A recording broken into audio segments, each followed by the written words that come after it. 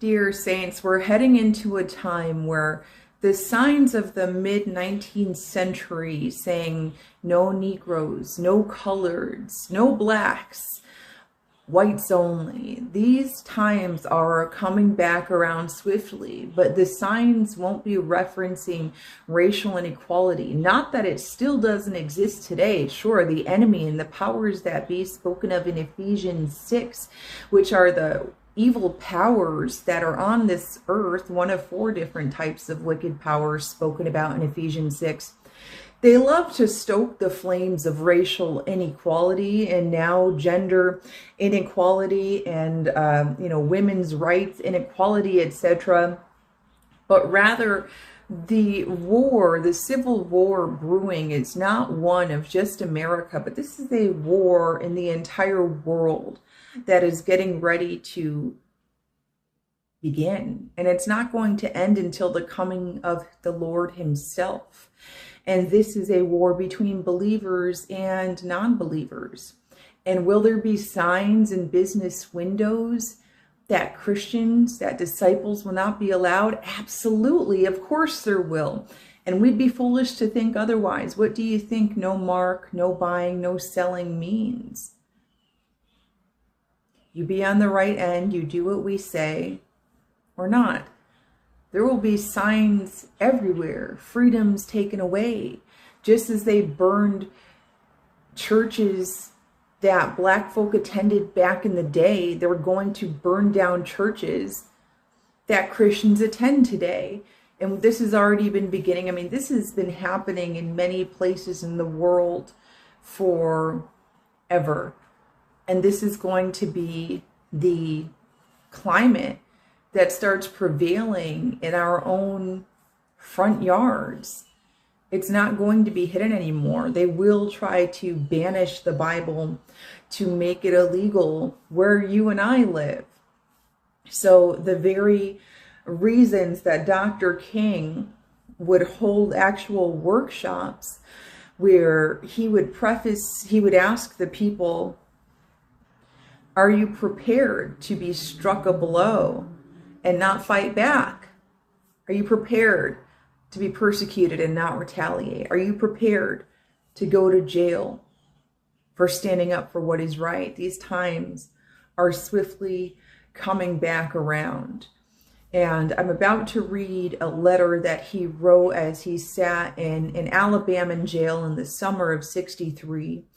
Because this is a timely word for us, and it's time that we understand the times that we're walking in to, regardless of who gets elected, regardless of where you live, regardless of what color you are. This has always been, though cleverly hidden, about true followers of Christ Jesus. I won't speak on this too long, but I've always been inclined to believe that the peoples that have been greatly persecuted on this earth, whether under the guise of skin tone or nation, belief, whatever it is, that they've always been God's people and thereby have been persecuted as such. These times are coming around again, but they're no longer going to be cleverly hidden, not in the beast system that is to come. And that leaves us asking ourselves many questions,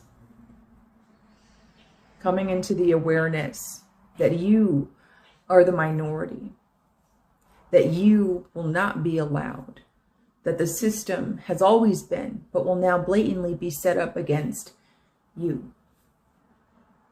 All who seek to live a godly life in Christ Jesus will be persecuted. But of course, Romans reminds us, chapter 8, well, what then shall we say in response to these things? If God be for us, who can be against us? And this is one question that we must never stop reminding ourselves of. As we enter into these times, and as the letters of Dr. King Jr.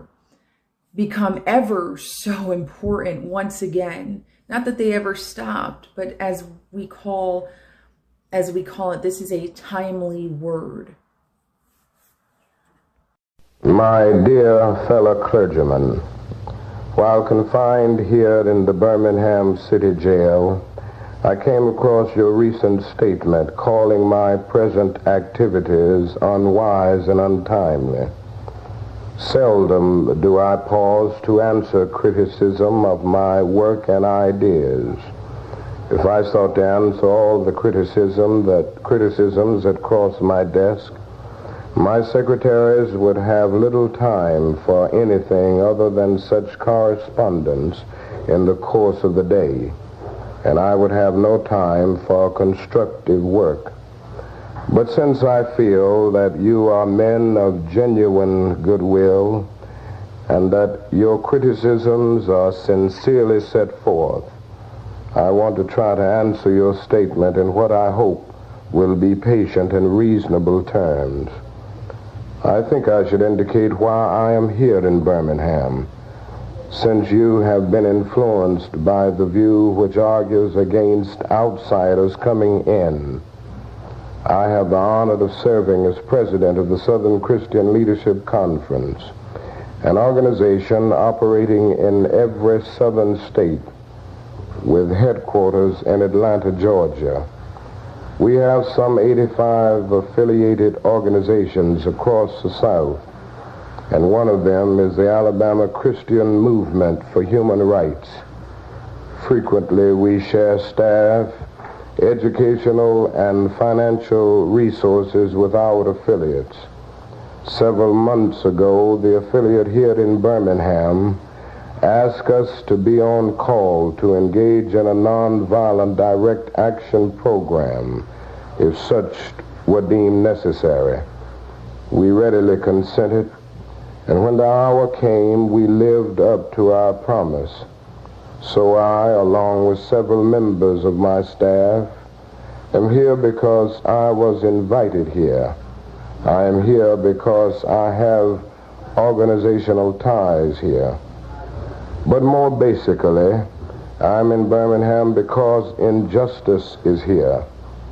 Just as the prophets of the 8th century B.C.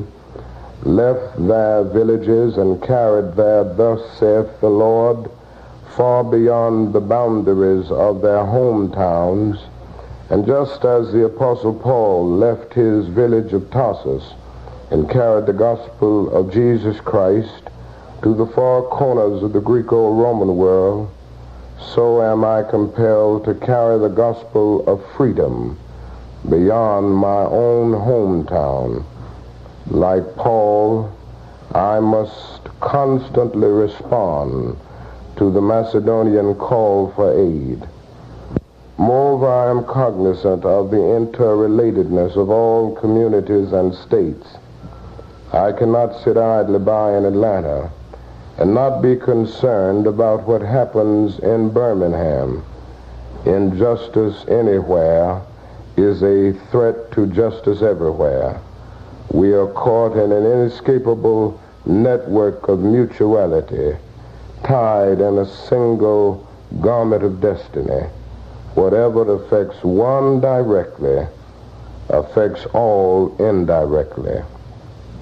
You deplore the demonstrations taking place in Birmingham, but your statement, I am sorry to say, fails to express a similar concern for the conditions that brought about the demonstrations.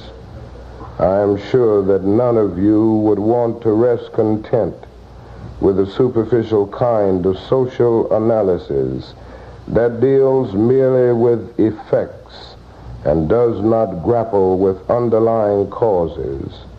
It is unfortunate that demonstrations are taking place in Birmingham, but it is even more unfortunate that the city's white power structure left the Negro community with no alternative. In any nonviolent campaign, there are 4 basic steps: collection of the facts to determine whether injustices exist, negotiation, self-purification, and direct action. We have gone through all these steps in Birmingham. There can be no gainsaying the fact that racial injustice engulfs this community. Birmingham is probably the most thoroughly segregated city in the United States. Its ugly record of brutality is widely known. Negroes have experienced grossly unjust treatment in the court. There have been more unsolved bombings of Negro homes and churches in Birmingham than in any other city in the nation. These are the hard, brutal facts of the case. On the basis of these conditions, Negro leaders sought to negotiate with the city fathers, but the latter consistently refused to engage in good faith negotiation. Then last September came the opportunity to talk with leaders of Birmingham's economic community. In the course of the negotiations, certain promises were made by the merchants, for example, to remove the store's humiliating racial signs. On the basis of these promises, the Reverend Fred Shuttleworth and the leaders of the Alabama Christian Movement for Human Rights agreed to a moratorium on all demonstrations. As the weeks and months went by, we realized that we were the victims of a broken promise. A few signs, briefly removed, returned. The others remained. As in so many past experiences, our hopes had been blasted, and the shadow of deep disappointment settled upon us. We had no alternative except to prepare for direct action, whereby we would present our very bodies as a means of laying our case before the conscience of the local and the national community. Mindful of the difficulties involved, we decided to undertake a process of self-purification. We began a series of workshops on nonviolence, and we repeatedly asked ourselves, are you able to accept blows without retaliating? Are you able to endure the ordeal of jail? We decided to schedule our direct action program for the Easter season, realizing that except for Christmas, this is the main shopping period of the year. Knowing that his strong economic withdrawal program would be the byproduct of direct action, we felt that this would be the best time to bring pressure to bear on the merchants for the needed change. Then it occurred to us that Birmingham's mayoral election was coming up in March, and we speedily decided to postpone action until after the election day, when we discovered that the Commissioner of Public Safety, Eugene Bull Connor, had piled up enough votes to be in the runoff. We decided again to postpone action until the day after the runoff so that the demonstrations could not be used to cloud the issues. Like many others, we waited to see Mr. Connor defeated, and to this end we endured postponement after postponement. Having aided in this community need, we felt that our direct action program could be delayed no longer. You may well ask, why direct action? Why sit-ins, marches, and so forth? Isn't negotiation a better path? You're quite right in calling for negotiation. Indeed, this is the very purpose of direct action. Nonviolent direct action seeks to create such a crisis and foster such a tension that a community which has constantly refused to negotiate is forced to confront the issue. It seeks so to dramatize the issue that it can no longer be ignored. My citing the creation of tension as part of the work of the nonviolent resistor may sound rather shocking, but I must confess that I am not afraid of the word tension. I have earnestly opposed violent tension, But that is a type of constructive, nonviolent tension which is necessary for growth. Just as Socrates felt that it was necessary to create a tension in the mind so that individuals could rise from the bondage of myths and half-truths to the unfettered realm of creative analysis and objective appraisal, so must we see the need for nonviolent gadflies to create the kind of tension in society that will help men rise from the dark depths of prejudice and racism to the majestic heights of understanding and brotherhood. The purpose of our direct action program is to create a situation so crisis-packed that it will inevitably open the door to negotiation. I therefore concur with you in your call for negotiation. Too long has our beloved Southland been bogged down in a tragic effort to live in monologue rather than dialogue. My friends, I must say to you that we have not made a single gain in civil rights without determined legal and nonviolent pressure. Lamentably, it is an historical fact that privileged groups seldom give up their privileges voluntarily. Individuals may see the moral light and voluntarily give up their unjust posture.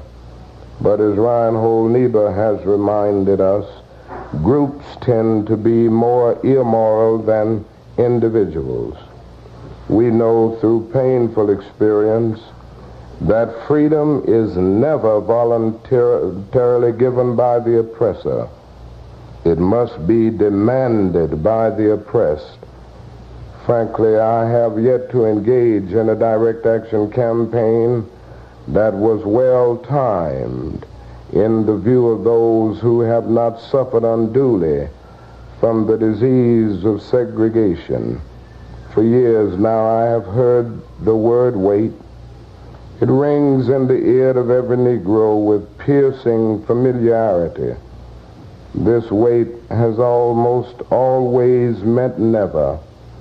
We must come to see with one of our distinguished jurists that justice too long delayed is justice denied. We have waited for more than 340 years for our constitutional and God-given rights.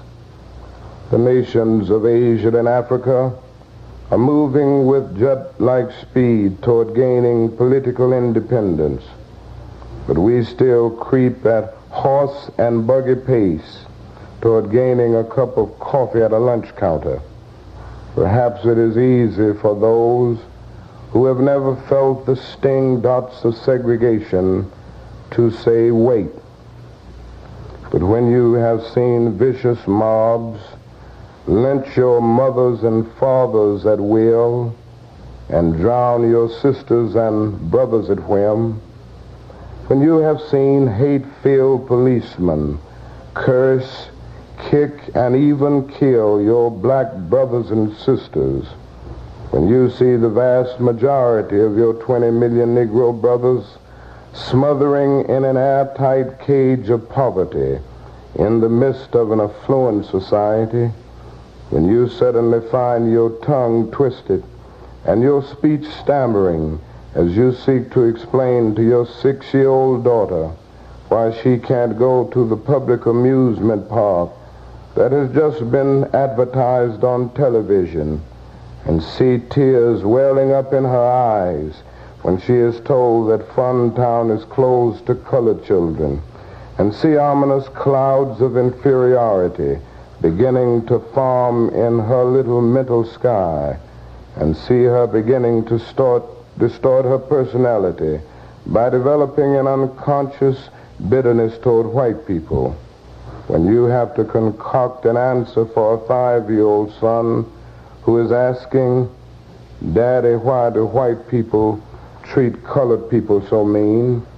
When you take a cross-country drive and find it necessary to sleep night after night in the uncomfortable corners of your automobile because no motel will accept you, when you are humiliated day in and day out by nagging signs reading white in color, when your first name becomes nigger, your middle name becomes boy, however old you are, and your last name becomes John, and your wife and mother are never given the respected title Mrs., when you are harried by day and haunted by night by the fact that you are a Negro, living constantly at tiptoe stance, never quite knowing what to expect next, and are plagued with inner fears and outer resentments, when you are forever fighting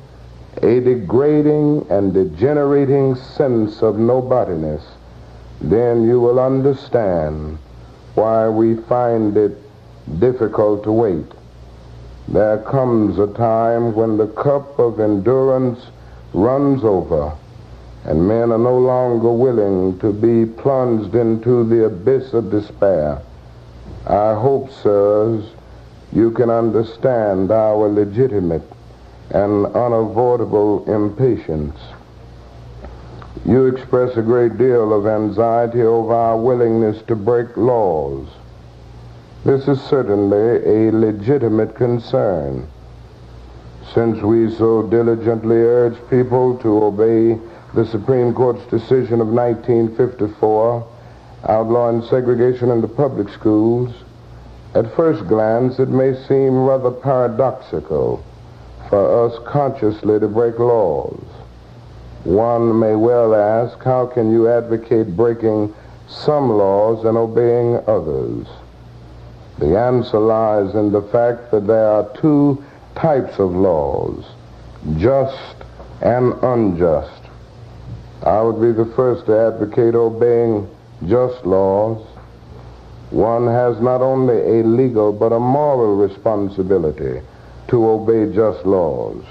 Conversely, one has a moral responsibility to disobey unjust laws. I would agree with St. Augustine that an unjust law is no law at all. Now, what is the difference between the two? How does one determine whether the law is just or unjust? A just law is a man-made code that squares with the moral law or the law of God. An unjust law is a code that is out of harmony with the moral law. To put it in the terms of St. Thomas Aquinas, an unjust law is a human law that is not rooted in eternal and natural law. Any law that uplifts human personality is just. Any law that degrades human personality is unjust. All segregation statutes are unjust because segregation distorts the soul and damages the personality. It gives the segregator a false sense of superiority and the segregated a false sense of inferiority. Segregation, to use the terminology of the Jewish philosopher Martin Buber, substitutes an I-it relationship for an I-thou relationship and ends up relegating persons to the status of things. Hence, segregation is not only politically, economically, and sociologically unsound, it is morally wrong and sinful.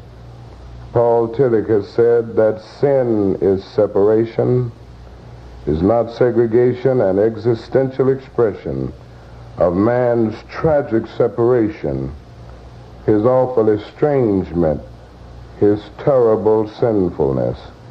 Thus, it is that I can urge men to obey the 1954 decision of the Supreme Court, for it is morally right, and I can urge them to disobey segregation ordinances, for they are morally wrong.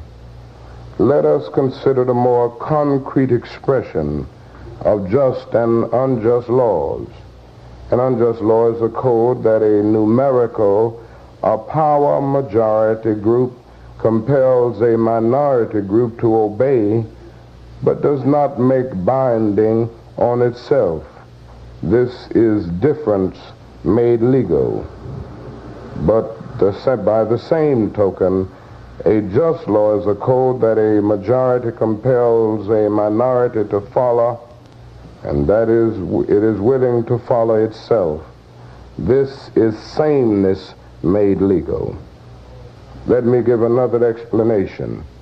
A law is unjust if it is inflicted on a minority that as a result of being denied the right to vote had no part in enacting or devising the law. Who can say that the legislature of Alabama, which set up that state's segregation laws, was democratically elected? Throughout Alabama, all sorts of devious methods are used to prevent Negroes from becoming registered voters. And there are some counties in which, even though Negroes constitute a majority of the population, not a single Negro is registered. Can any law enacted under such circumstances be considered democratically structured? Sometimes a law is just on its face and unjust in its application. I hope you are able to see the distinction I am trying to point out. In no sense do I advocate evading or defying the law, as would the rabid segregationists. That would lead to anarchy. One who breaks an unjust law must do so openly, lovingly, and with a willingness to accept the penalty. I submit that an individual who breaks a law that conscience tells him is unjust and who willingly accepts the penalty of imprisonment in order to arouse the conscience of the community over its injustice is in reality expressing the highest respect for law. Of course, that is nothing new about this kind of civil disobedience.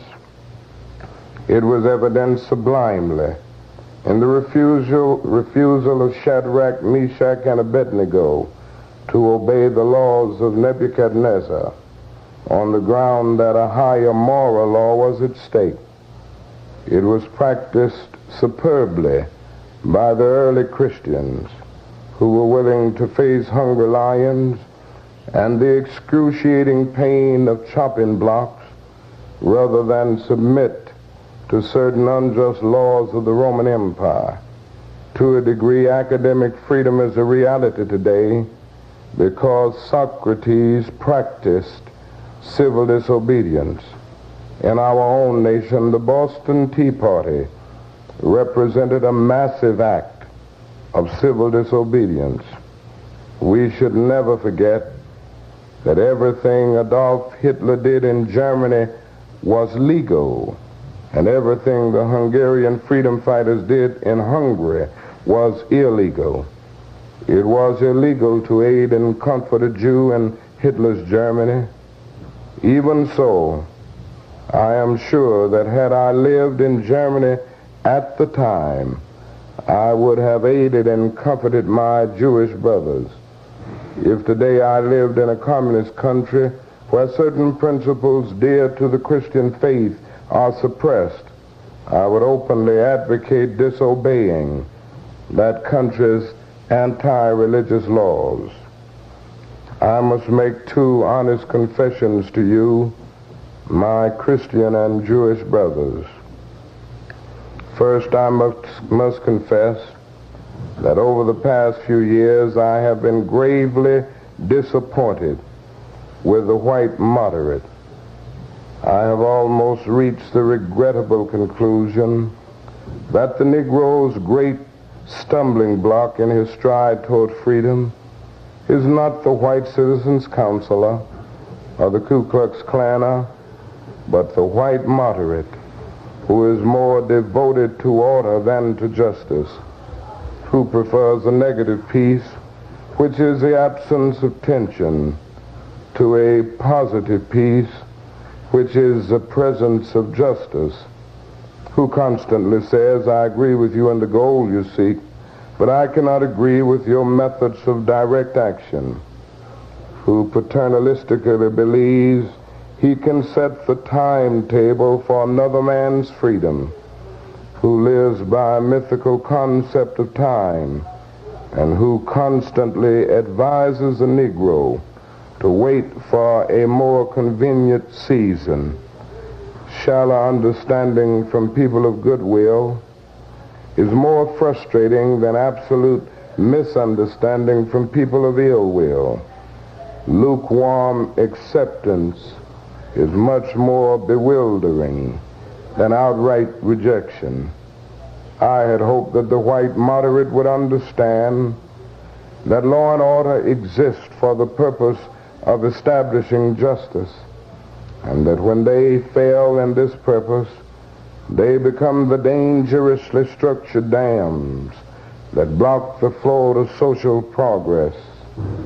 I had hoped that white moderates would understand that the present tension in the South is a necessary phase of the transition from an obnoxious negative peace in which the Negro passively accepted his unjust plight to a substantive and positive peace in which all men will respect the dignity and worth of human personality. Actually, we who engage in nonviolent direct action are not the creators of tension. We merely bring to the surface the hidden tension that is already alive. We bring it out in the open where it can be seen and dealt with, like a boil that can never be cured so long as it is covered up, but must be open with all its ugliness to the natural medicines of air and light. Injustice must be exposed with all the tension its exposure creates to the light of human conscience and the air of national opinion before it can be cured. In your statement, you assert that our actions, even though peaceful, must be condemned because they precipitate violence. But is this a logical assertion? Isn't this like condemning a robbed man because his possession of money precipitated the evil act of robbery? Isn't this like condemning Socrates because his unswerving commitment to truth and his philosophical inquiries precipitated the act by the misguided populace in which they made him drink hemlock? Isn't this like condemning Jesus because his unique God consciousness and never ceasing devotion to God's will precipitated the evil act of crucifixion? We must come to see that, as the federal courts have consistently affirmed, it is wrong to urge an individual to cease his efforts to gain his basic constitutional rights because the quest may precipitate violence. Society must protect the robbed and punish the robber. I had also hoped that the white moderate would reject the myth concerning time in relation to the struggle for freedom. More and more, I feel that the people of ill will have used time much more effectively than have the people of goodwill. We will have to repent in this generation, not merely for the hateful words and actions of the bad people, but for the appalling silence of the good people. Human progress never rolls in on the wheels of inevitability. It comes through the tireless efforts of men willing to be co-workers with God. And without this hard work, time itself becomes an ally of the forces of social stagnation. We must use time creatively in the knowledge that the time is always ripe to do right. Now is the time to make real the promise of democracy and transform our pending national elegy into a creative psalm of brotherhood. Now is the time to lift our national policy from the quicksand of racial injustice to the solid rock of human dignity. You speak of our activity in Birmingham as extreme. At first I was rather disappointed that fellow clergymen would see my nonviolent efforts as though hatred. And it comes perilously. One is a force of complacency, made up in part of Negroes who, as a result of long years of oppression, are so drained of self-respect and a sense of somebodyness that they have adjusted to segregation, and in part of a few middle-class Negroes who, because of a degree of academic and economic security, and because in some ways they profit by segregation, have become insensitive to the problems of the masses. The other force is one of bitterness and hatred, and it comes perilously close to advocating violence. It is expressed in the various black nationalist groups that are springing up across the nation, nourished by the Negro's frustration over the continued existence of racial discrimination. This movement is made up of people who have lost faith in America, who have absolutely repudiated Christianity, and who have concluded that the white man is an incorrigible devil. I have tried to stand between these two forces, saying that we need emulate neither the do-nothingism of the complacent nor the hatred and despair of the black nationalists. For that is a more excellent way of love and nonviolent protest. I am grateful to God that through the influence of the Negro Church, the way of nonviolence became an integral part of our struggle. If this philosophy had not emerged, by now the hatred and despair of the black nationalists. For that is a more excellent way of love and nonviolent protest. I am grateful to God that through the influence of the Negro Church, the way of nonviolence became an integral part of our struggle. If this philosophy had not emerged, by now many streets of the South would, I am convinced, be flowing with blood. And I am further convinced that if our white brothers dismiss as rabble-rousers and outside agitators those of us who employ nonviolent direct action, and if they refuse to support our nonviolent efforts, millions of Negroes will, out of frustration and despair, seek solace and security in black nationalist ideologies, a development that would inevitably lead to a frightening racial nightmare. Oppressed people cannot remain depressed forever. The yearning for freedom eventually manifests itself, and that is what has happened to the American Negro. Something within has reminded him of his birthright of freedom, and something without has reminded him that it can be gained. Consciously, unconsciously, he has been caught up by the spirit of the times, and with his black brothers of Africa and his brown and yellow brothers of Asia, South America, and the Caribbean, the United States Negro is moving with a sense of great urgency toward the promised land of racial justice. If one recognizes this vital urge that has engulfed the Negro community, one should readily understand why public demonstrations are taking place. The Negro has many pent-up resentments and latent frustrations, and he must release them. So let him march. Let him make prayer pilgrimages to the city hall. Let him go on freedom rides and try to understand why he must do so. If his repressed emotions are not released in nonviolent ways, they will seek expression through violence. This is not a threat, but a fact of history. So I have not said to my people, get rid of your discontent.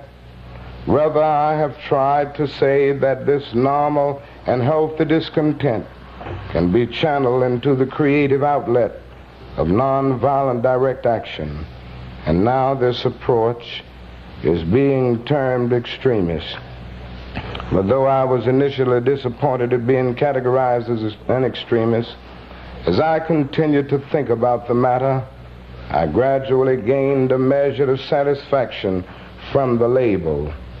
Was not Jesus an extremist for love? Love your enemies, bless them that curse you, do good to them that hate you, and pray for them which despitefully use you and persecute you. Was not Amos an extremist for justice? Let justice roll down like waters, and righteousness like a mighty stream. Was not Paul an extremist for the Christian gospel? I bear in my body the marks of the Lord Jesus Christ. Was not Martin Luther an extremist? Here I stand, I cannot do otherwise, so help me God. Was not John Bunyan an extremist? I will stay in jail to the end of my days before I make a butchery of my conscience.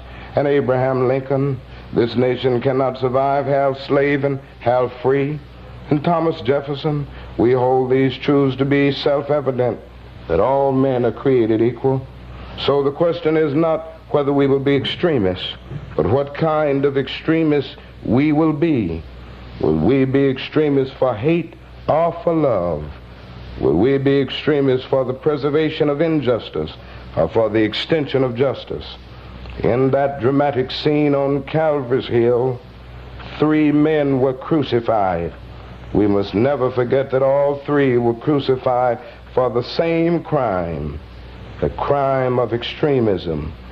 2 were extremists for immorality, and thus fell below that environment. The other, Jesus Christ, was an extremist for love, truth, and goodness, and thereby rose above his environment. Perhaps the South, the nation, and the world are in dire need of creative extremists. I had hoped that the white moderate would see this need. Perhaps I was too optimistic. Perhaps I expected too much. I suppose I should have realized that few members of the oppressor race can understand the deep groans and passionate yearnings of the oppressed race, and still fewer have the vision to see that injustice must be rooted out by strong, persistent, and determined action. Let me take note of my other major disappointment. I have been so greatly disappointed with the white church and its leadership. Of course, there are some notable exceptions, and I am not unmindful of these. But despite these notable exceptions, I must honestly reiterate that I have been disappointed with the church. I do not say this as one of those negative critics who can always find something wrong with the church. I say this as a minister of the gospel who loves the church, who was nurtured in its bosom, who has been sustained by its spiritual blessings, and who will remain true to it as long as the cords of life shall lengthen. When I was suddenly catapulted into the leadership of the bus protest in Montgomery, Alabama a few years ago, I felt we would be supported by the white church. But this never came through. All too many ministers found themselves more cautious than courageous and remained silent behind the safe security of stained glass windows. In spite of my shattered dreams, I came to Birmingham with the hope that the white religious leadership of this community would see the justice of our cause and with deep moral concern would serve as a channel through which our just grievances could reach the power structure. I had hoped that each of you would understand, but again I have been disappointed. I've heard numerous southern religious leaders admonish their worshipers to comply with a desegregation decision because it is the law.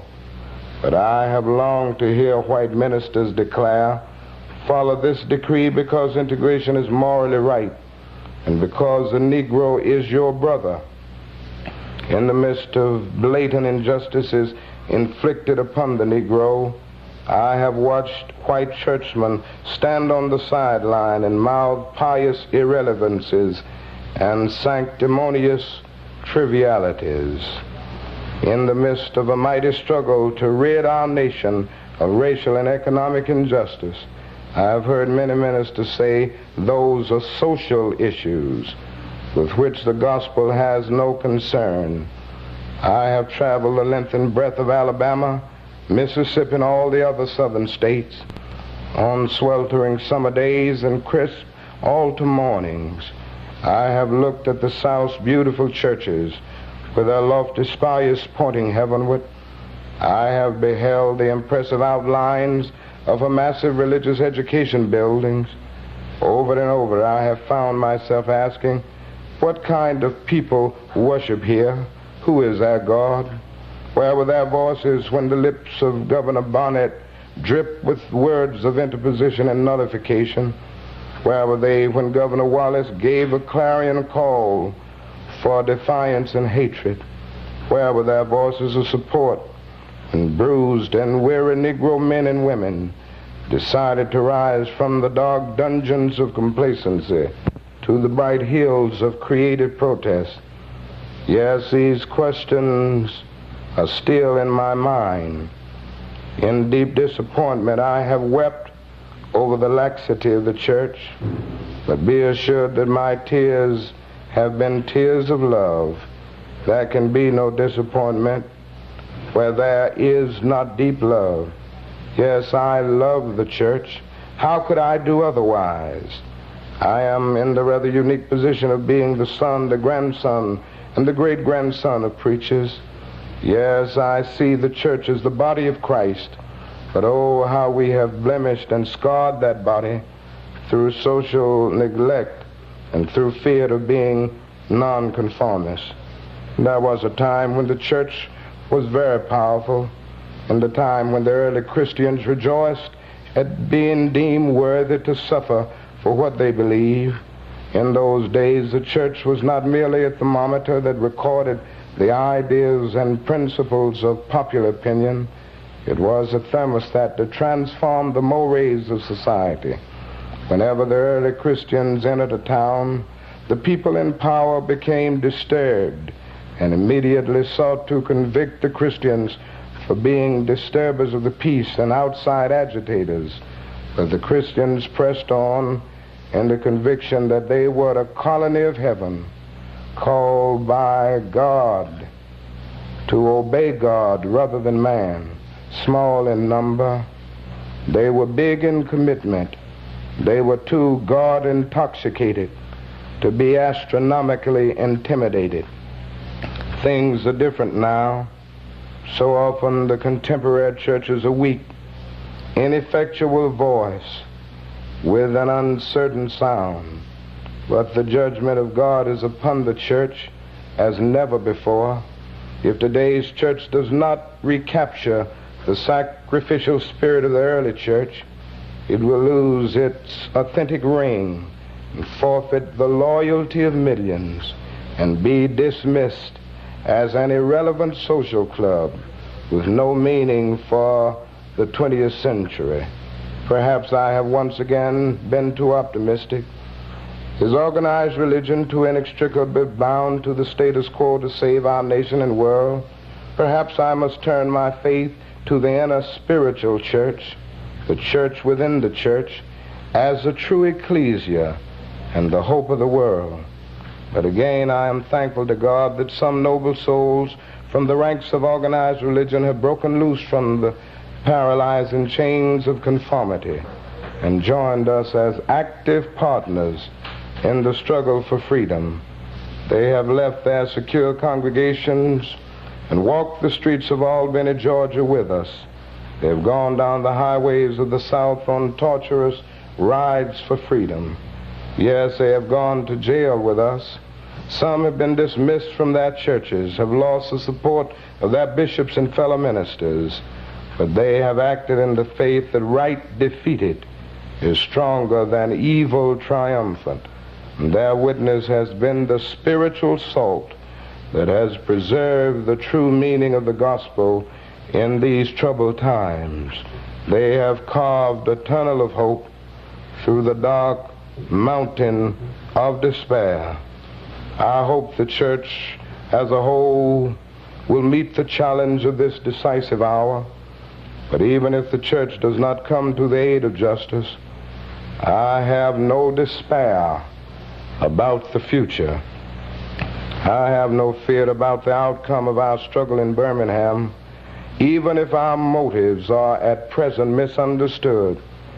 We will reach the goal of freedom in Birmingham and all over the nation, because the goal of America is freedom. Abused and scorned though we may be, our destiny is tied up with America's destiny. Before the Pilgrims landed at Plymouth, we were here. Before the pen of Jefferson etched the majestic words of the Declaration of Independence across the pages of history, we were here. For more than 2 centuries, our forebears labored in this country without wages. They made cotton king. They built the homes of their masters while suffering gross injustice and shameful humiliation. And yet out of a bottomless vitality, they continued to thrive and develop. If the inexpressible cruelties of slavery could not stop us, the opposition we now face will surely fail. We will win our freedom because the sacred heritage of our nation and the eternal will of the Almighty God are embodied in our echoing demands. Never before have I written so long a letter. I'm afraid it is much too long to take your precious time. I can assure you that it would have been much shorter if I had been writing from a comfortable desk. But what else can one do when he is alone in a narrow jail cell other than write long letters, think long thoughts, and pray long prayers? If I have said anything in this letter that overstates the truth and indicates an unreasonable impatience, I beg you to forgive me. If I've said anything that understates the truth and indicates my having a patience that allows me to settle for anything less than brotherhood, I beg God to forgive me. I hope this letter finds you strong in the faith. I also hope that circumstances will soon make it possible for me to meet each of you, not as an integrationist or as a civil rights leader, but as a fellow clergyman and a Christian brother. Let us all hope that the dark clouds of racial prejudice will soon pass away and the deep fog of misunderstanding will be lifted from our fear-drenched communities, and in some not too distant tomorrow, the radiant stars of love and brotherhood will shine over our great nation with all their scintillating beauty. Yours for the cause of peace and brotherhood, Martin Luther King, Jr.